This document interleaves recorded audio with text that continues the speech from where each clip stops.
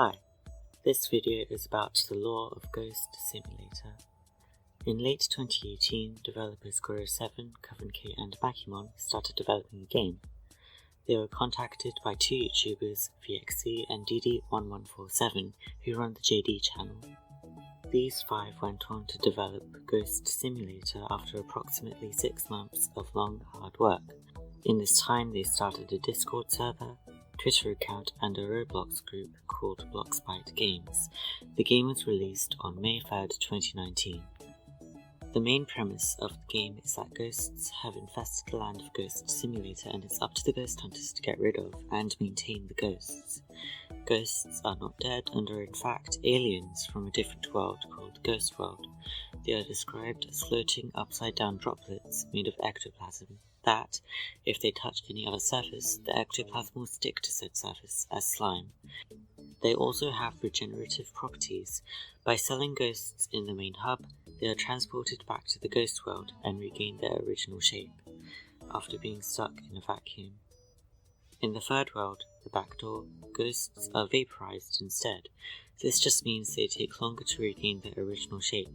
They literally just don't die no matter what. The idea of not being able to die is very consistent throughout the game, as the only way you can truly die in Ghost Simulator is by having your code deleted or erased. This means the player themselves is invincible and can't be affected by anything anyone does, as they don't have the code to be in the game. Ghost Simulator effectively communicates the storyline to the person behind the screen as the one who can do it all. It sees them as a tangible character. Oh yes, this is attached back to ghosts. So, 3 properties ghosts have.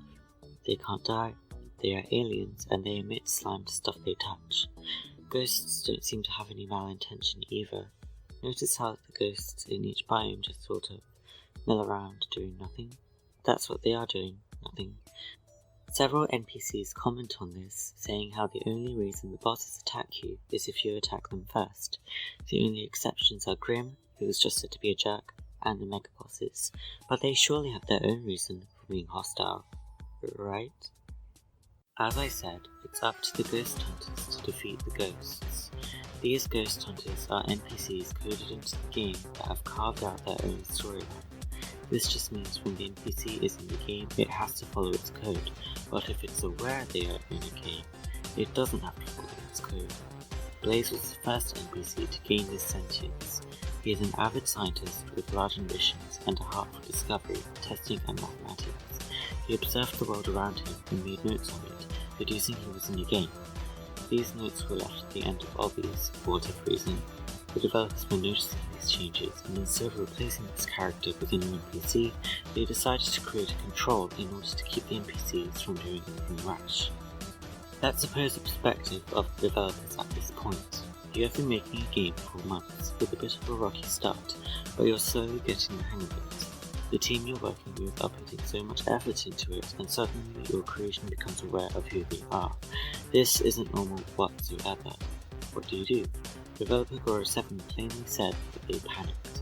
They're trying to salvage this set of characters, so patching them like they're bugs should be an expected reaction. Right, so this control was a new NPC named Luna. Luna is a hard-working, persevering and charismatic character who very quickly becomes friends with Blaze and the scientists of Area 51. While she wasn't promoted alongside him during the project, they still remained friends, and hey, she may have had a little something for him, despite his devotion for science. All in all, this character worked and helped keep everything in check. Until, of course, it didn't. At some point, Luna becomes aware that she is being controlled by the developers, and she didn't like that notion. So instead of keeping characters like Blaze from achieving sentience, she investigates the developers. She also sets up an organization which had the intention of combating the developers so that the NPCs could gain freedom, or something less antagonizing as something too brutal like that. The organization involved many of the Area 51 scientists, of which were Leo, a kooky computer nerd with a heart for programming and coding, Blaze, a mad scientist, Yoko and Rowan, 2 high-spirited, kind-hearted brothers, and Luna, their leader. It is possible several other characters were part of this organization, such as Jax and Fern. two shy, quiet sisters with an eye for cooking and crafting. In any case, this set of characters were the agents of Luna. Okay, so moving on, the agents as an organization would remain fairly dormant for now, as the Area 51 scientists turned their eyes to Shelley, who is Blaze's sister. Shelley has an incurable illness, or at least one that the scientists couldn't cure. Blaze searched everything for a solution, resulting in large-scale experiments on the ghosts that just so happened to have recently invaded the main hub. The Area 51 scientists experimented on Subject 1, a ghost that can be found as the boss of the Wild West biome. They thought about the regenerative properties of the ghosts, and maybe they could copy some of it in order to cure or at least heal Shelley. These experiments resulted in the creation of the first pet, which Blaze called B.O.B, or Bob. He went on to create every pet in the game in order to find a cure for his sister, all experiments of which were unsuccessful. So, what was their next idea? Well, surely ghosts had the cure, they just needed to find a way to extract it. What if the scientists went to where the ghosts came from and see how they developed those regenerative properties? And so initiated the Rift Project, a top-secret mission to construct a portal to the Ghost World, funded by the developers anonymously. About the developers, who are undergoing several panic attacks at the Bloxrite HQ. Since Luna had defected, they didn't have anyone to keep the NPCs from becoming sentient, so they needed a new character on their side. Developer VXC suggested they use one of the Area 51 scientists, Ghost Hunter Ace, as a super-secret spy. Ace was a slightly naive but well-natured scientist at Area 51 who was a common subject to workplace bullying. When they approached him, he accepted their offer for the ability to world hop, which is basically just teleportation, but across different worlds. There is another character that has the ability to world hop that is relevant right now, who is called Bo. Bo is a ghost that loves to pull pranks alongside Shelley, his partner in crime, who was friends with many of the Area 51 scientists and was actually employed by the developers like Ace. So why bring this up in the middle of a mission to save Shelley's life? When we see the portal nearly finished, Ace's corrupted code is slowly taking over him. This makes him make some miscalculations that when Blaze opens the portal, it sucks many of the Area 51 scientists into the Ghost World. Note that this was not the developers' intentions as much as the NPCs, as they were now trapped in the Ghost World. Luna, who was sucked into the rift, blamed Blaze, who was safe in the main hub. Rowan, who was in the vicinity of the rift, glitched out instead, and wasn't teleported to the Ghost World. Rather, the NPC stories begin to branch out at this point, so I'll start with those in the Ghost World. Scientists separate after arguments and undisclosed tension between each other as they shift the blame from person to person. Things go differently in the Ghost World. People become different to who they once were and learn how to be who they actually want to be, not what their code tells them they are. Let's look at Jax as an example. Her shy nature let Ace be bullied and tormented into accepting power from the developers. Now she finds refuge in the Music Meadows, with nobody but the ghosts to help her enjoy the downtime from battle. She becomes able to express herself in isolation and build an interest in music, making an unofficial band, and several tunes such as the one that was implemented into the game as the Music Meadows theme song. Meanwhile, her younger sister Fern becomes rooted to the haunted castle due to the blooming vines.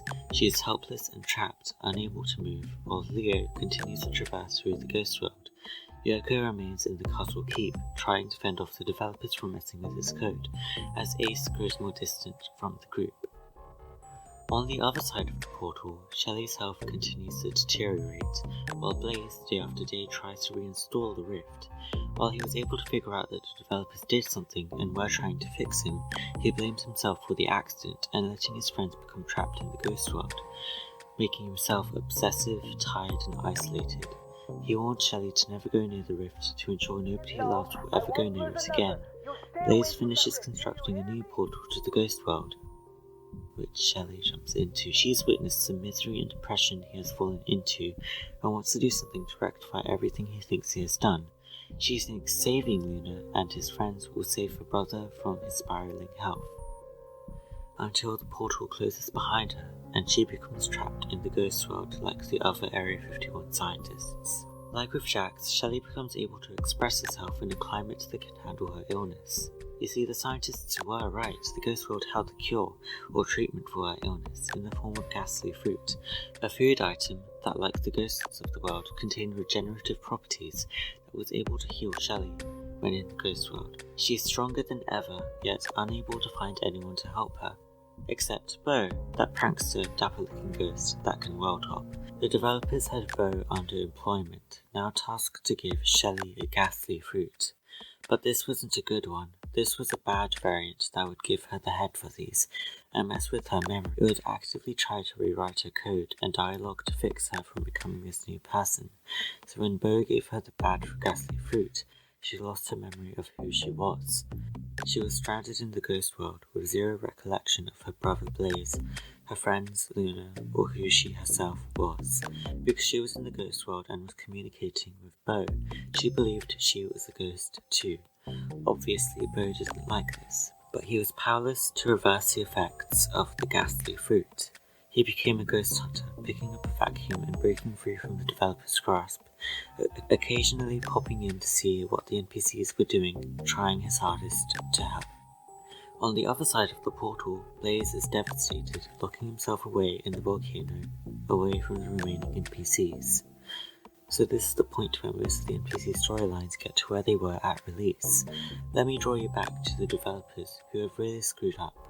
What would happen if the players found out? Should they reset all their hard work again? Let's see what happens.